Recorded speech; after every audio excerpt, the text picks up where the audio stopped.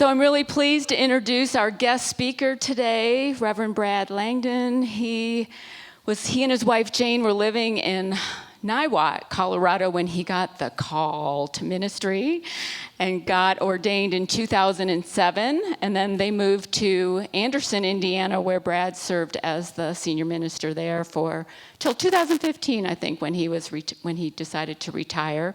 And they moved back to Niwot. So some of you may remember Brad taught a class here on prayer not too long ago, a few months ago, and I heard so many rave reviews from the people that took the class. So I'm thrilled to have him here today so that all of you can experience him and his wisdom and his presence. So, Reverend Brad, come on up. Thank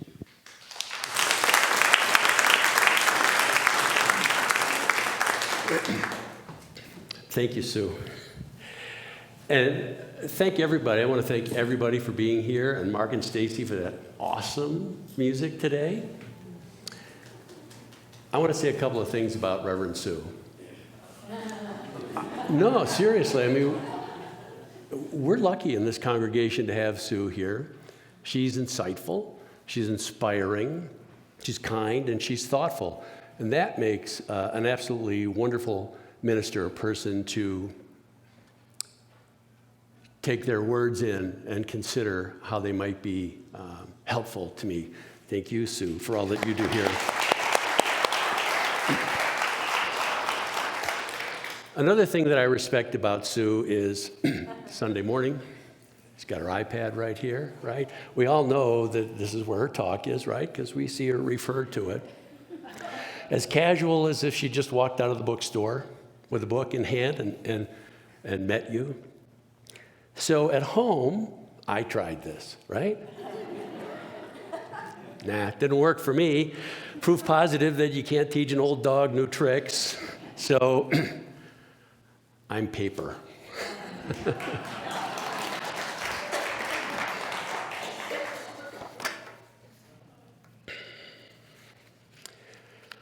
One day, not all that long ago, there was a little girl who was sitting in the kitchen and she was watching her mother, a brunette, do the dishes. And she noticed that Mom has a few strands of white hair. And she says, "Mama, how come you have some white hair?" And the mother says to her, "Well, every time that you do something wrong, make me cry or unhappy, one of my hairs turns white." The little girl took this in and she thought for a second and then she said, "Mama, why are all of Grandma's hairs white?"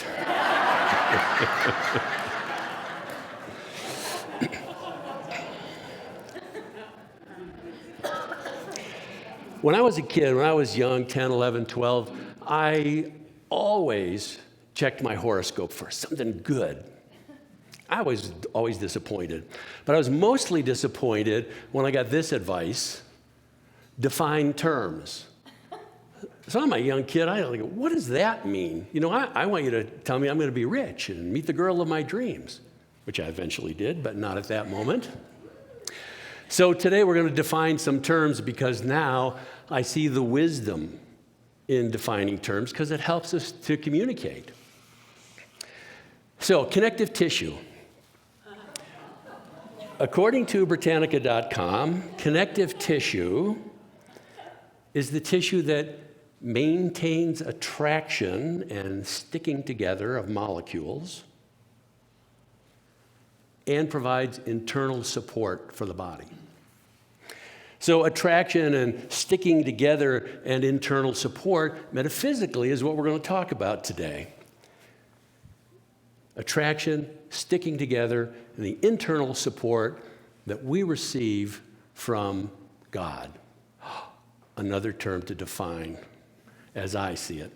Because I know that's a term that elicits lots of emotion, and lots of people have lots of different experiences, some of it awfully painful.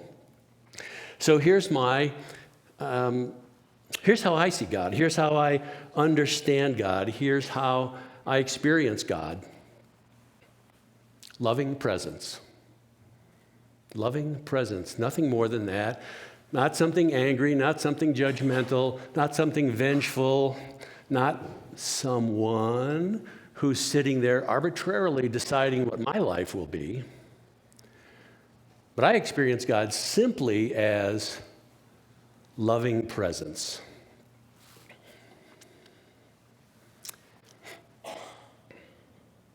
God is not to be feared. Why is that? Because God is everywhere present and a loving presence. Unconditional love that we are completely immersed in. So again, what I want to talk about today is the attraction, the sticking together, and the internal support that we get with our connection to God.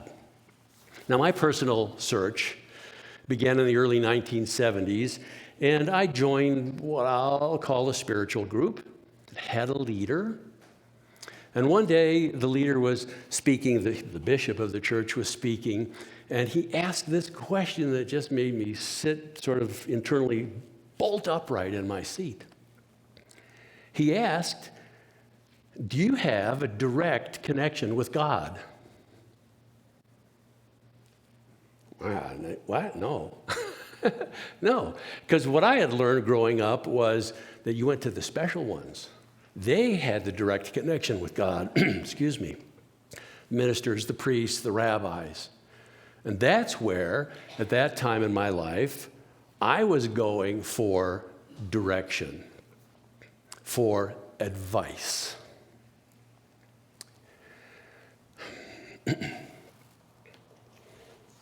So I set a course on a personal to find this direct connection. And then along the way, there was another important moment. I realized that searching for God is fruitless. Not pointless, but fruitless. Well, God's everywhere present, right? So God isn't out there, God isn't over there, God isn't behind the table, beneath the drums, over there by the piano, up there somewhere separate and apart from me. When I was introduced to this idea that God is everywhere, it made me think, if God is everywhere, then why don't I experience God? Here in Unity, we teach that God is everywhere present. And at the end of our talk, we do the prayer for protection. Wherever I am, God is.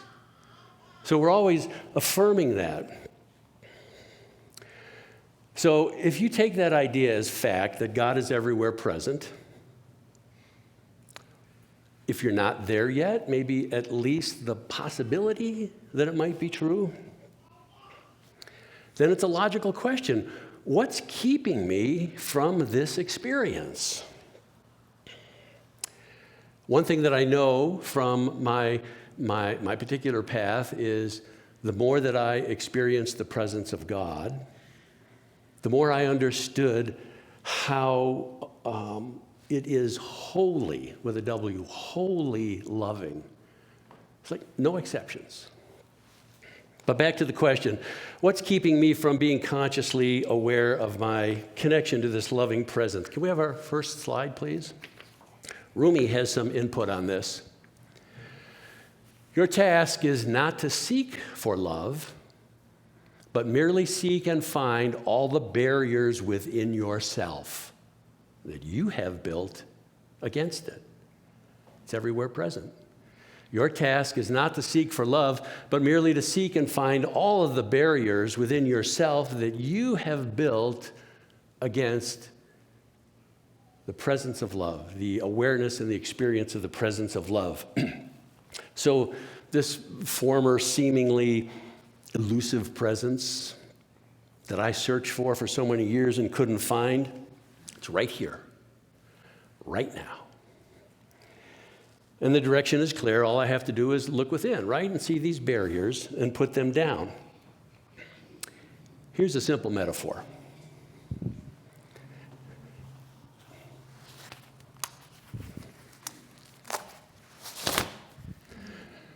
let's say that my intention is to find the light. And we'll use these stage lights as the metaphor for the light, for finding the presence of God. I wonder where that could be. Oh, I know. It's in the next book I'm going to read. Oh, I know. It's here, it's there, it's everywhere. Now, here's a quiz for you, and I invite you to speak out. If I want to find the light in this particular circumstance, what would you suggest I do? Put down my umbrella. It's actually what I should have called this talk, right? Put down your umbrellas.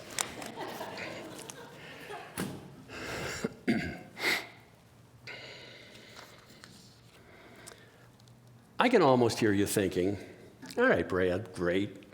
I got to look at my internal blocks, my fears, my angers, my judgments, my criticisms, my jealousies. How do I do that? Number one. And how do I do that without all of these negative thoughts that I have chasing me off? Our own thoughts often stop us from movement. So how do I do this? How do I do this without being scared off by my own thinking?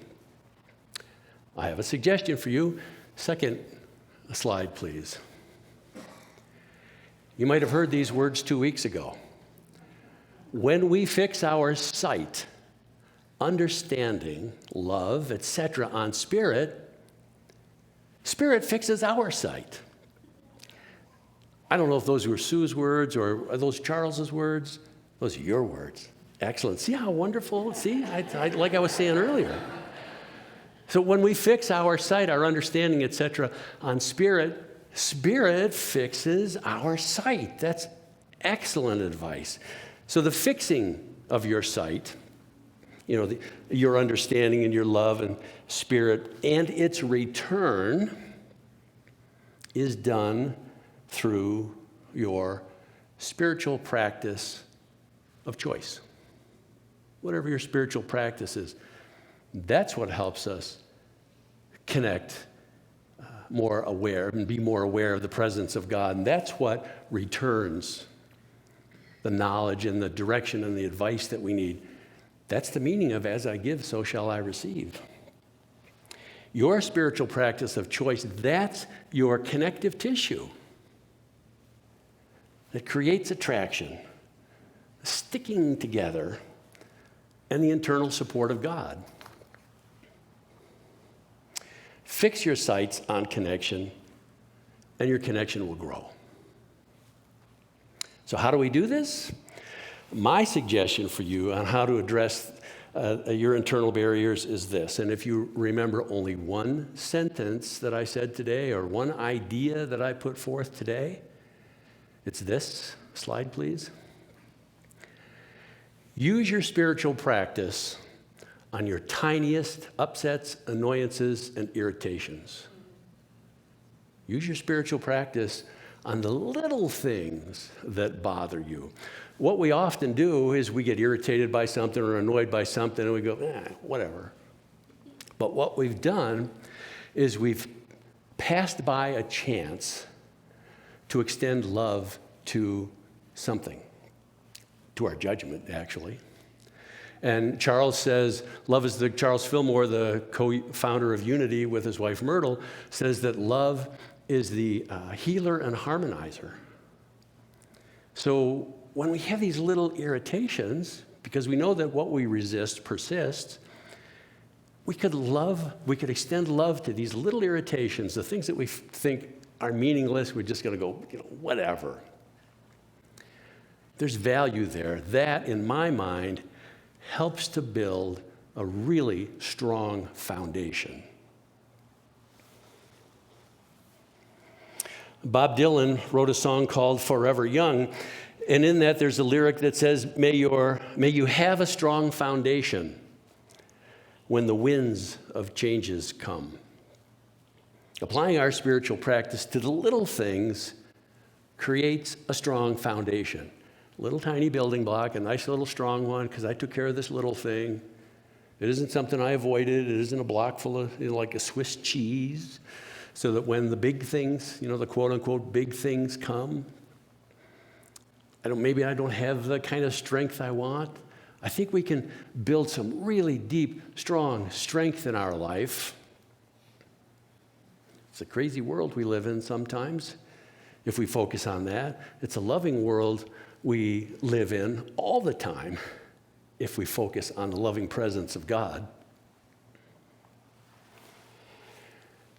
So I'm not asking you to be perfect in doing this. I'm certainly not perfect in remembering to address every little thing that bothers me or annoys me. I frequently just let them go by, but then later on, I think about that. I remember that comes to mind. So, like I said, I'm not asking you to be perfect. I'm just asking you to use your spiritual practice sooner and sooner. When it comes to mind that something needs to be addressed, use your spiritual practice. When I was at Unity Village and I was going through the ministerial program, one of the classes we had was hospital chaplaincy. Excuse me. And one of the requirements of hospital chaplaincy was to take an overnight shift at Truman Hospital in downtown Kansas City. And as the chaplain on call, or the student chaplain on call. Now, this whole story is really long, so I'm going to make this the Reader's Digest version. Due to circumstances, we as a class weren't able to go out on the floor and practice the things that we've been studying in class.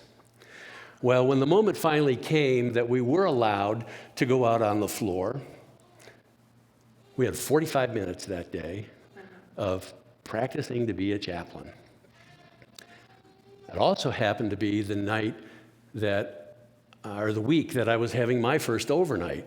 Nobody else had been able to go because of all these conditions, so here I am, I'm going downtown to Truman Hospital as the chaplain on call. I got 45 minutes of experience. I'm ready to go. Once I arrived at Truman, I was called to the emergency room, to the trauma center. I'm going to give you some details. They're a little intense, so heads up. So there was a 19-year-old woman that was brought into the trauma center. She'd been shot 11 times. She was 7 months pregnant.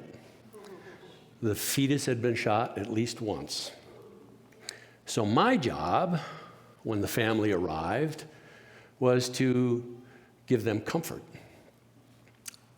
I should also say, this young woman was a woman of color from, hope this is not politically incorrect, but from the mean streets of Kansas City. So when the family came in, my job was to give them comfort. My job was to provide them comfort when the doctor came in and said the young woman didn't survive. It was my job to give them comfort when the doctor came in and said the baby didn't survive. Now, I'm a kid from the suburbs. I never lived anywhere that was diverse. So I had really nothing in common with these folks. And I certainly had no life experience like they've had. I didn't see the world through the religious eyes that they saw. The matriarch of the family, when the doctor told her that the woman had died, fell to her knees and slapped the floor and said, "Satan will not win. Satan will not win." I was terrified. I was terrified that night. I had no idea what to do.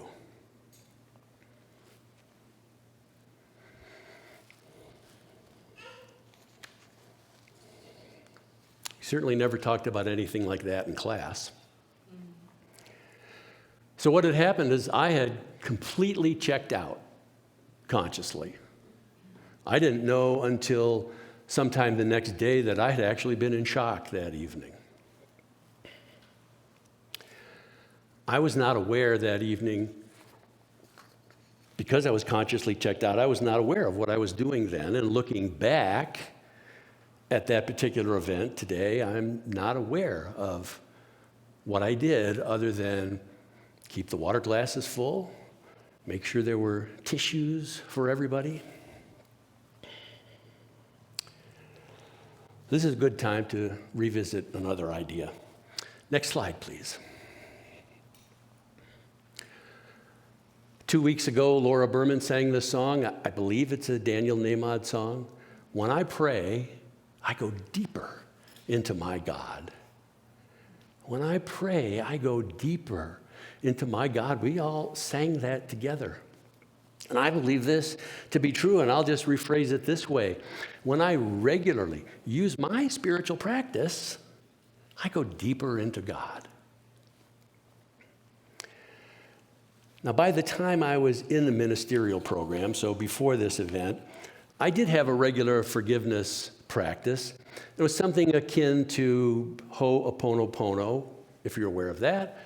If not, in the simplest terms, I would extend, if I was irritated or annoyed or judgmental, I would extend love to the person or the circumstance and internally ask for forgiveness for being judgmental. So apparently that's what I was doing that evening, unbeknownst to me. So the next morning, when I had to debrief with my instructor, he said to me that the DSO, that's the Director of Shift Operations, he's the person who's at the top of the pyramid on any particular shift, and has the last word on everything in the hospital. He said that the DSO called him that morning with a compliment about this student chaplain the night before, about me. Apparently, I did something well. So, this story that I just told isn't meant to garner a pat on the back for me, but this story is meant to show you that, or this story is a dramatic example, I believe, is a dramatic example of the strength and the internal support that was given to me because of my practice of attempting to go deeper into my God.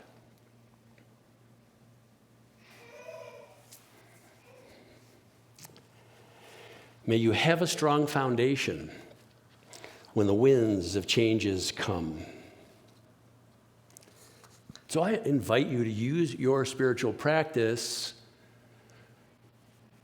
I'll make an assumption here, more often than you have been. Just on the little things. And you know, so here's a good example. This would be better if it was closer to the holidays, right? Because we always talk about family, Thanksgiving, oh my gosh, family. I've got all these issues with my family.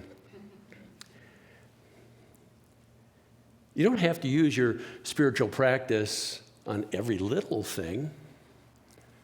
Like, let's say you have 5 family members that just annoy the dickens out of you. You can group them all together and do, a big forgiveness thing on them. So, whatever your issues are, whenever they come to mind, just use your spiritual practice. That will attract, that's an attraction to this loving spirit, and you'll find, I believe, you'll find guidance and direction come to you more naturally.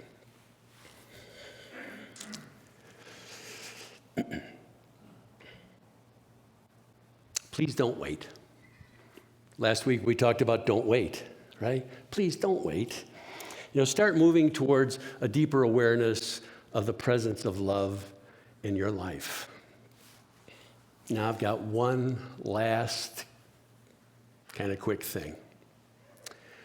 And this is just to illustrate that ministers are not immune from having to practice spiritually. So a couple of nights, I'm writing this talk, a couple of nights ago, and I'm putting the finishing touches on it, and I'm sitting at my desk, and I'm writing, and I'm eating dinner at the same time, and when I'm done with dinner, I take my plate, and I put it on the counter in the kitchen, and I see tortilla chips. I go, ooh, chips. oh, we have guacamole. I'm going to have some chips and guacamole. That'll be great. I go to the refrigerator, I open the door, I pull out the container of guacamole, and I maintain the top, and the bottom goes upside down, splat on the kitchen floor. Yeah, I had to practice. Thank you for being here today. Thank you, Sue, for inviting me to speak. And go forth and extend love. Blessings.